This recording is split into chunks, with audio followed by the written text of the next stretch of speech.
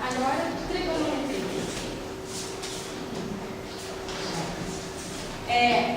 Etimologicamente falando, né? Trigonometria, três. Gono, ângulo. E metria, metro, né? Medida.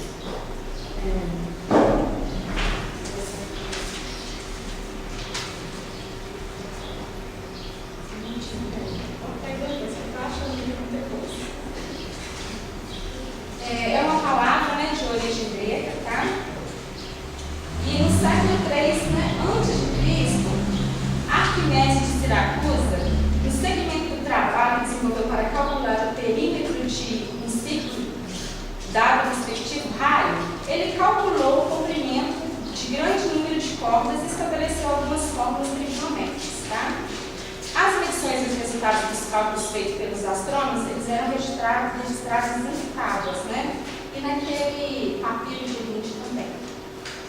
As tábuas babilônicas revelam algumas semelhanças com as tábuas trigonométricas.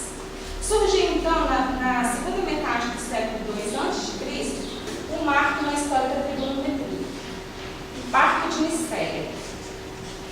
Ele foi considerado, né, o pai da trigonometria. Tá? Outra tábua também de cordas mais completa foi construída por Ptolomeu. Esta já possuía cordas para ângulos crescentes de 0 a 70 graus e intervalos de meio graus. O raio usado era diferente do de Hiparco, sendo também fixo e muito grande. Foi Ptolomeu quem influenciou o desenvolvimento da trigonometria durante muitos séculos. A sua obra, Almagesto, contém uma tabela de cordas correspondente a diversos ângulos, por ordem crescente e em função da metade do ano, que é equivalente a uma tabela de senos, bem como uma série de proposições da atual disciplina. No Almagesto, reuniu os conhecimentos existentes na época sobre astronomia e trigonometria. E aqui os árabes tiveram acesso. Estes introduziram os conhecimentos de trigonometria para a Europa através da Espanha. A relação da astronomia com a trigonometria fez com que essa se desenvolvesse aplicada a triângulos curvos de lados curvilíneos que se formam sobre a superfície esférica. Assim, a trigonometria esférica desenvolveu-se anteriormente à trigonometria plana, o que se deveu ao fato de a trigonometria esférica ser muito utilizada nos cálculos astronômicos e na navegação, sendo sistematizada por árabes e hindus até os meados do século VIII. A contribuição deles foi bastante, tendo calculado tabelas de senos para intervalos com variação de 15 minutos. A palavra sinus, né, quer dizer seno, que é a tradução em latim da grafia árabe, o seno correspondia à metade da corda do arco duplo, e os árabes e os hindus usavam geralmente essas figuras de raio unitário. O recurso constante ao ciclo trigonométrico e a aplicação da trigonometria à resolução de problemas algébricos é feito por Viette. Então, o primeiro vestígio do tratamento funcional da trigonometria surgiu em 1635, quando o Roberval fez o primeiro esboço de uma curva do seno, mas a ligação da trigonometria à análise só é feita por Fourier, como consequência do estudo dos movimentos periódicos por ele efetuado. As funções trigonométricas, como o seno, o cosseno e a tangente, relacionam medidas de ângulos, a medida de segmentos de reta e eles associados. Atualmente, a trigonometria não se limita a estudar os triângulos. Encontramos aplicações na mecânica, na eletricidade, na acústica, na música, né? Astronomia, engenharia, medicina, enfim, várias áreas, né? Em muitos outros campos. Essas aplicações envolvem conceitos que dificilmente lembram os triângulos que deram origem à trigonometria. Tá bom? No mais, agora, eu vou passar a palavra para a Aline, que vai falar sobre função. Boa tarde, gente. Eu vou falar sobre função exponencial e logarítmica.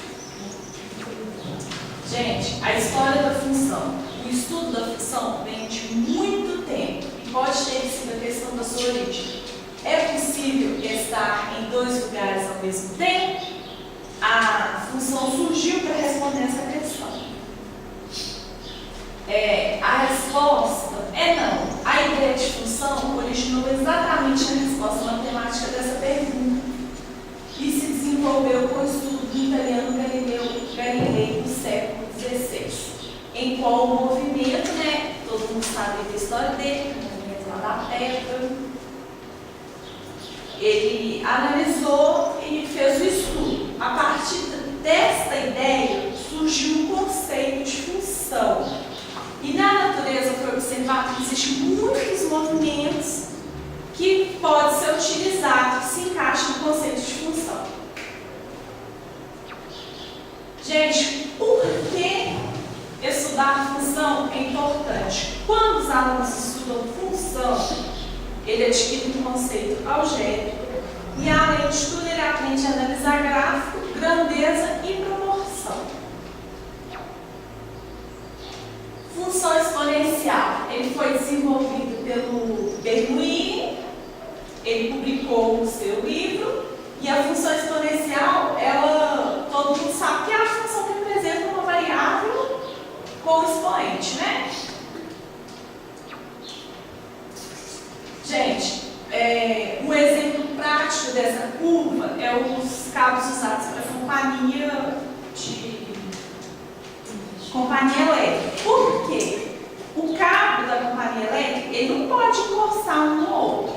Então, é a mesma coisa. A função exponencial é a função que todo mundo sabe que o conceito dela é não encostar nunca no eixo do x. Então, ela é muito usada para isso. Além de tudo, eles usaram ela para construir a ponte em Nova York. Pode passar. Foi essa ponte aí, ó. Ela não esbarra como se fosse o eixo do x. Ela não esbarra na parte de baixo, a estrutura dela. Para estudar os movimentos quantitativos, que são causados por variações muito altas, muito rápidas. Então, ela faz o estudo, por exemplo, de vários estudos científicos que a variação é muito rápida e de valores muito altos. A expressão matemática que define a função exponencial é uma potência. Como pode observar, é um número real positivo, diferente de um expoente é uma variável e é uma função. Tal função, ela vai ser crescente ou decrescente. A gente está acostumado em falar assim, função decrescente são os valores que têm A negativo em função de segundo grau. Já na exponencial, não. Ela é decrescente quando os valores dela é menor que 1 e valores negativos. A partir do número 1, 2, 1,2, ela já é considerada uma função crescente. Está aí um gráfico de uma função crescente, que é o caso do primeiro gráfico, e de uma função decrescente, que é o caso do segundo gráfico. Tá, função logarítmica.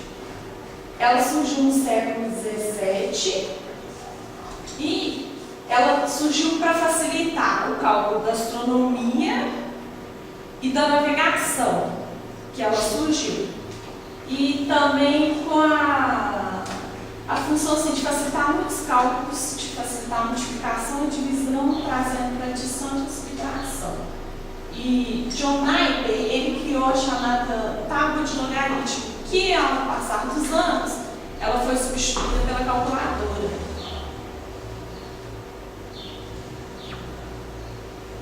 Gente, a invenção representa uma grande contribuição para a resolução, como a gente tinha falado da astronomia, os astrônomos utilizaram por envolver cálculos muito grandes, cálculos com expoente de valor muito alto.